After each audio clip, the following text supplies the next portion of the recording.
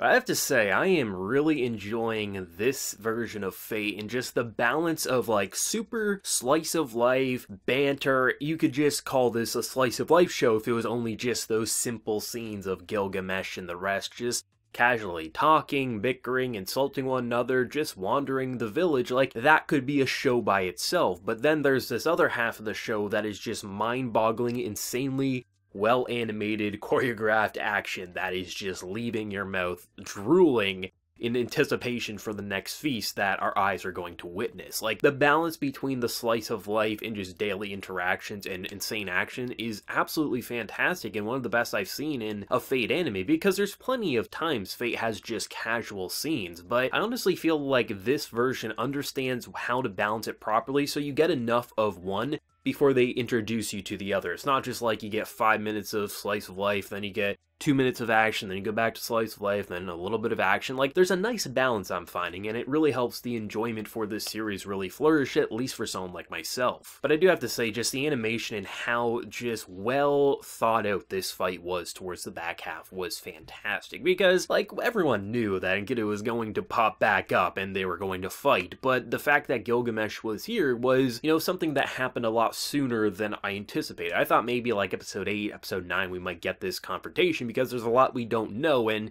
even after this episode, we probably have more questions, unless we played the game, about what the hell is going on with this person and just what actually happened with their past. Especially seen by like the eyes having this glitch effect as if you're rewinding throughout the past, and clearly it almost feels like a personality split where one side wants to talk with Gilgamesh and the other just wants to absolutely kill him, and it's like, what's going on here? Was this body possessed? Is this the same person? Personality disorder? Like, there's a lot of ways they can go about it, but Gilgamesh was surprisingly calm about the whole situation, which makes me even more intrigued with his story this season with this Grand Order adaptation. Because, like, we've seen a lot of angry and just very immature Gilgamesh throughout the Fate years, but this is the most mature and most kingly version of him. But even this, I felt like maybe he would snap, maybe he would show a little anger, but he really just talked as if he was sad about what's happening, and when a bullet was coming his way, not actually a bullet, more of a chain, like, he knew he couldn't stop it, he didn't have the power to, which is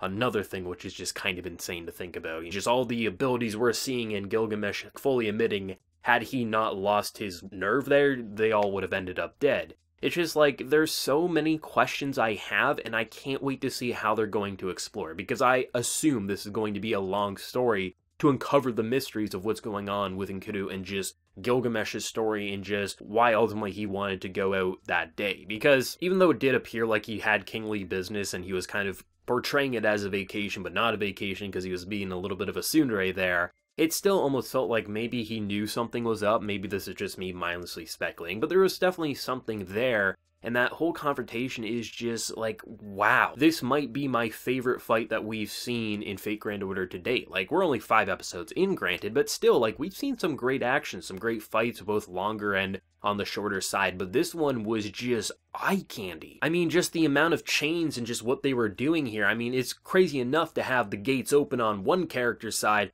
but then to have the other just mirror, and just the clashing, and just when you get the more melee combat with Gilgamesh, like, you rarely get melee combat with Gilgamesh, so it's nice to see him actually move around, even though it was only a few seconds, and just, it felt like these were two characters, like, you wanted to be a mile apart from, because they were going to honestly attack and it would feel like a nuclear bomb, and definitely the visuals got that across on numerous occasions, where I'm just like, holy shit, if this is like one of the more intro fights to this season, like, what are the later fights gonna look like? Because I imagine when we actually get to the final battles of some of these characters, like, it's going to be absolutely, what the hell? How did you animate this? And thank you for having that gotcha money, because that's what this anime deserves. Because in order to get a fight to look the way we just had, you have to have not only talent, but the time to animate it. You can't rush it and just slap a dozen animators on this. You have to have the talent behind it and just the time to flourish and just polish this up, which I forget the name of the person who worked on this fight, but they're definitely very good at what they do, and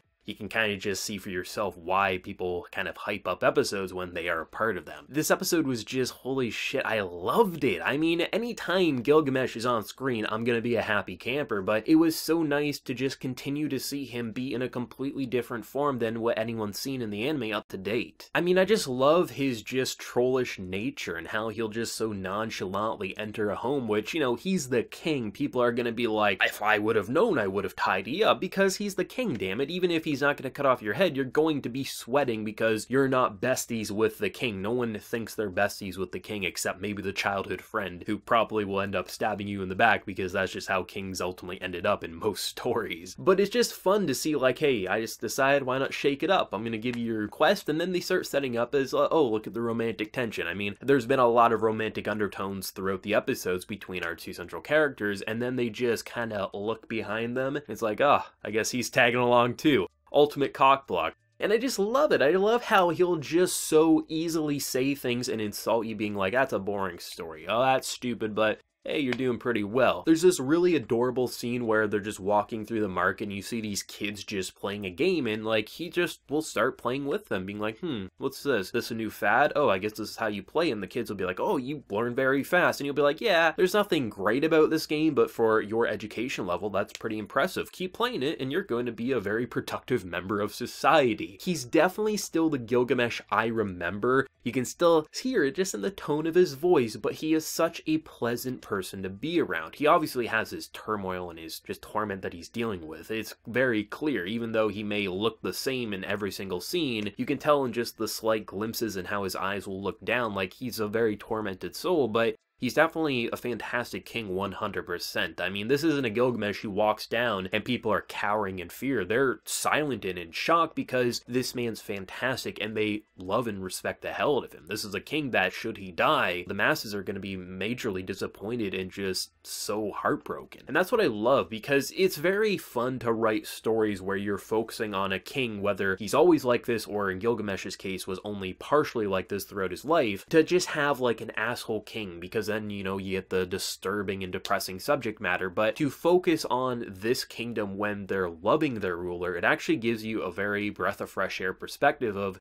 just really appreciating what we're seeing, or at least I know I do. Maybe if you've never seen another Fate anime, this isn't going to be anything mind-blowing to you, but for someone who loves Gilgamesh for every version that I've seen him as, it just really brings a smile to my face to see him as a wonderful king, but also a very troubled king who really doesn't let too many people into his heart, which would make sense if someone he deeply loved and cared about ended up either dead or possessed or whatever the hell's going on with him. Like, it's understandable why he wouldn't just open up to some servants and masters who would come his way, because you would really have to prove your loyalty and devotion to him. I especially like just how often they are bringing up the previous, like, battles that they've been a part of, some that I recognize from what I played of the game and others I haven't seen, because it's a way to make you feel like they've had a long history. Like, this isn't just them jumping aboard and this is why, like, they're so really great together in combat, or they understand one another. This is pretty late into their story, and it's nice to see just the basics of how they first met, or even just some of the other battles that they've fought. Like, Majuu is having a lot of trouble, and you'll see that she has a partner with her who is very much encouraging her and giving her that spirit to kind of push forward and not feel like she's out of place or things like that. Those are the little details that help a cast of characters such as in Fate really flourish and not just feel like they are just the servant, they are just the master, they fight the battles, they get the Holy Grail or something like that. No, they do progress towards that, but you actually feel like those basic slice of life scenes are incredibly not only wholesome, sometimes funny, sometimes a little romantic, but the most important part is it makes you feel like they have a personality and it's not just a one-note kill 'em all, which sometimes can be fun, but for a majority of characters, you don't want to see that. Like, obviously, my favorite part of this episode was the goddamn action. Like, look at it. It was so beautiful, and I love how bright and vibrant it was. It actually really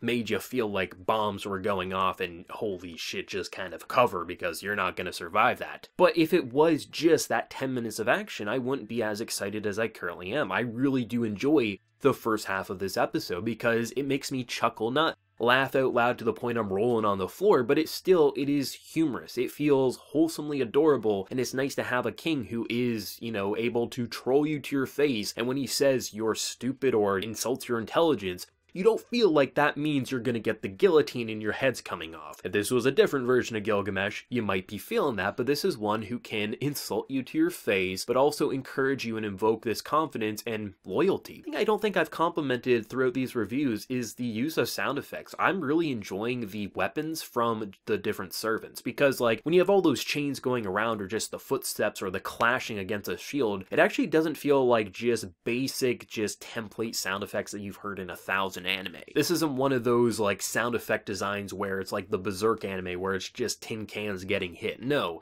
this feels really polished, and it feels like the sounds we're hearing would make sense for what we're seeing on screen. It's like chains hitting things or shields getting attacked, and you feel like there's a lot of force at certain times. Like, it's the little details that they don't have to go to that mile. Like, they could have basic bitch sound effects and the animation would hold these fights together. But adding in those sound effects, it really does help it feel alive and immersive, as if, yeah, we're actually watching real battles take place, not something that is just an anime scene. Yes, they're animated, but with the extra details they go and how far they're really pushing just the animation design and how they're framing shots, and just sometimes when they go into almost a point of view, they don't quite get there, but they sometimes tease us into it. It really feels like we're about to kill one of our favorite characters, and I'm like, please stop, but this also looks so gorgeous, so please don't stop. It's just a mess of emotions, and I wouldn't have it any other way. This episode, probably my favorite out of the 5 so far, and I know we're just getting started with this story, and I can't wait to see where it's gonna go. But for anyone who was either hyping up this episode or went into it completely blind like myself, what did you think? Let me know down in that comment section below, and if you did enjoy this video, be sure to drop a like and also hit that subscribe button if you have been new. So until next time, everyone, please take care and have a good one.